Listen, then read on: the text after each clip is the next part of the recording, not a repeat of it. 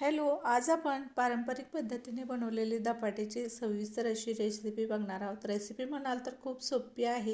ही पद्धत वापरून एकदा नक्की रेसिपी ट्राय करा. धपाटे अगदी मऊ, लुसलुशीत आणि दिवसभर जरी राहिले तर ते चिवट होणार नाहीत.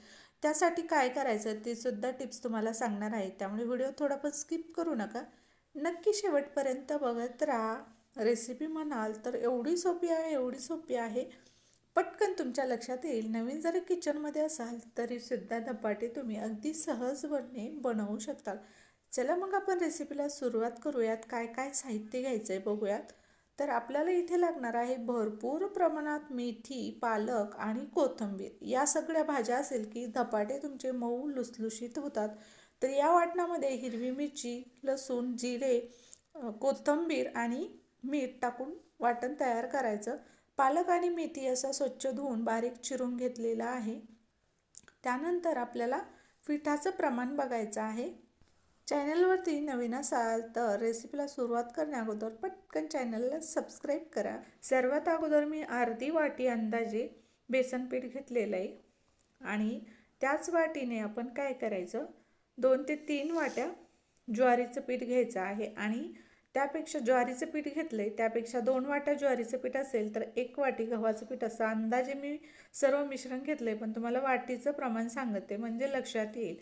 त्यानंतर असा बारीक चिरलेला कांदा हाताने चुरगळून टाकायचा म्हणजे धपाट्याला बनवायला सोपं जातं.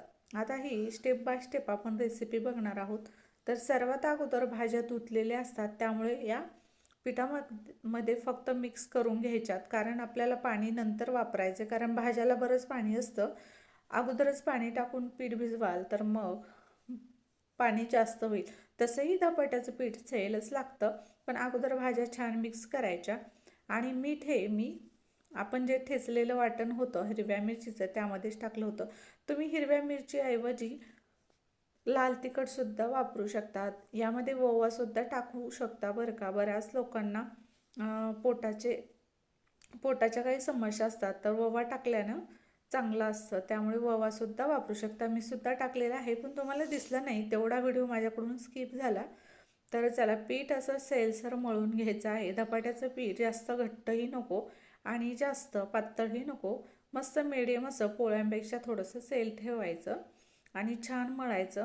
10 ते 15 मिनटं रेस्ट करायला ठेवलं होतं. रेस्ट झाल्यानंतर आपण हे धपाटे बनवून घेऊया.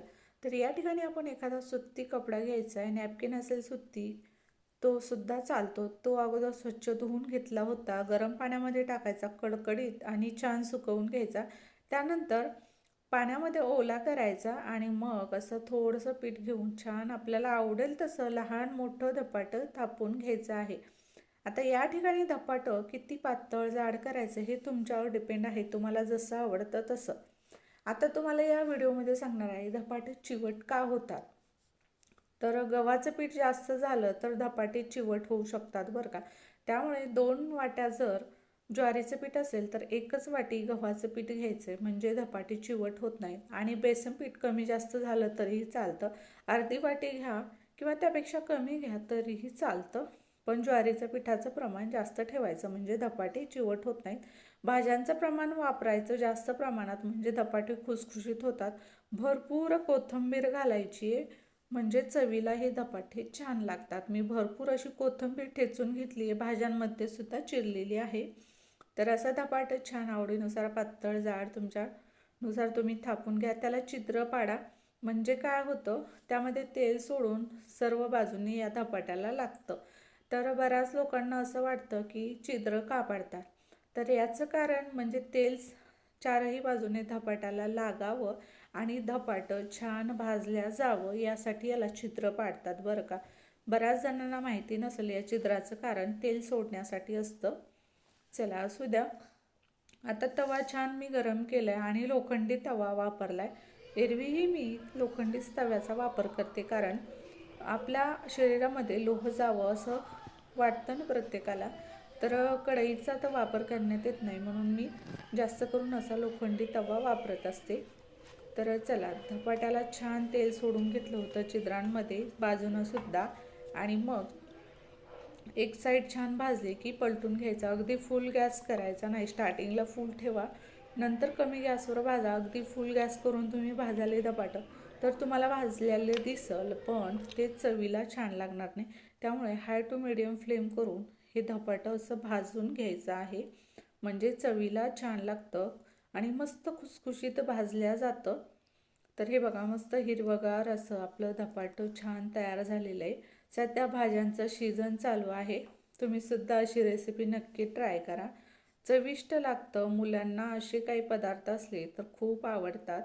लहान मोठे सगळे आवडीने खातात हे पदार्थ. मला सुद्धा माहिती आहे आणि तुम्हाला सुद्धा माहिती आहे. एखादा दुसरा असेल की त्यांना आवडत नाही, पण जवळपास असे काही पदार्थ असले पारंपरिक जुने तर बरेच लोक आवडीने खातात. मी सर्व धपाटे मग अशाच पद्धतीने बनवून घेतले.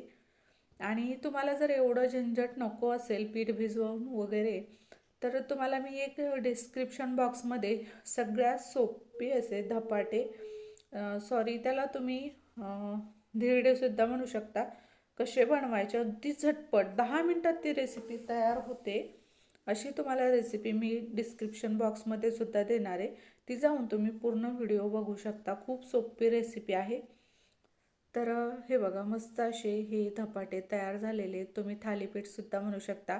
आवडत असेल तुम्हाला तर तीळसुद्धा लावू शकता. आता तीळ हे मला आवडत नाहीत आणि लावले तरी तसं काही नाही, पण आवडत नाहीत म्हणून मी लावत नाहीत. तुम्हाला आवडत असेल तर लावा. तर बघा, मस्त आपले धपाटे तयार झालेले आहेत आणि हे धपाटे चिवट होत नाहीत, मऊ लुसलुशीत होतात. दिवसभर जरी राहिले तरी मस्त असे जशाच्या तसे मऊ राहतात. जास्त भाज्या वापरल्यामुळे हे खुसखुशीत राहतात आणि मऊसुद्धा राहतात. तर बघा, हिरवगार असं धपाटं आणि पौष्टिक असती अशी रेसिपी. जेवढं जास्त तुम्ही तेलाचा वापर कराल तेवढा जास्त हा धपाटा चविष्ट लागतो. ज्यांना तेल जमत नाही त्यांनी नॉर्मलसुद्धा लावू शकतात बरं का. तर चला, आजची रेसिपी आवडली असेल तर पटकन आता चॅनलला लाईक करायला विसरू नका, सबस्क्राईब करायला विसरू नका. आणि असेच नवीन नवीन व्हिडिओज तुम्हाला पाहायचे असतील तर बेलवरती प्रेस करा, म्हणजे तुम्हाला रोज नोटिफिकेशन येत राहतील.